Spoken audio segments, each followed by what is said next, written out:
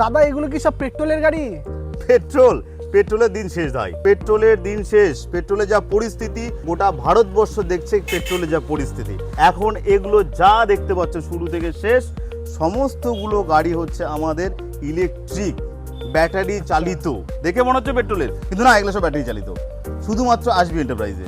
এগুলোর কাগজ করতে কদিন লাগছে? কাগজের কোনো ঝামেলা নেই, পেপারলেস। আরটিও যে পেপার হয় আমাদের এবং বছরে যে মেনটেনেন্স দিতে হয় পেপারে, সমস্ত গাড়ি আমাদের থাকছে পেপারলেস।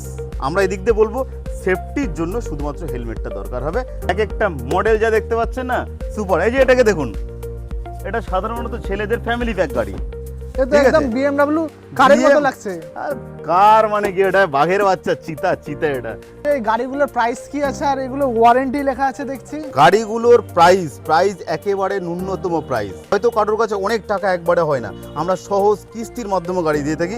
এখানে ওয়ারেন্টি আছে এক একটা গাড়িতে এক এক রকম। এটা 2 ইয়ার্স ওয়ারেন্টি, ডাইনামো মডেল আছে 2 ইয়ার্স ওয়ারেন্টি। আর মাইলেজ, সাধারণ ব্যাটারি তো এর মাইলেজ থাকবে 80 থেকে 100। লিথিয়াম ব্যাটারি আমাদের কাছে অ্যাভেলেবেল, গ্রাফাইন ব্যাটারি আমাদের কাছে অ্যাভেলেবেল। শুধু এটা না, এই মডেলটা আছে আমাদের কাছে, আরও ব্লু যে মডেলটা আছে এই পাশে, এটা আমাদের ন্যূনতম একটা প্রাইস থেকে শুরু হয়। প্রাইসটা আমি ক্যামেরায় বলবো না, প্রাইসটা বন্ধুরা আসবে আমাদের কাছে গাড়ি নেবে, তারপরে তারা নিজেরাই জানতে পারবে।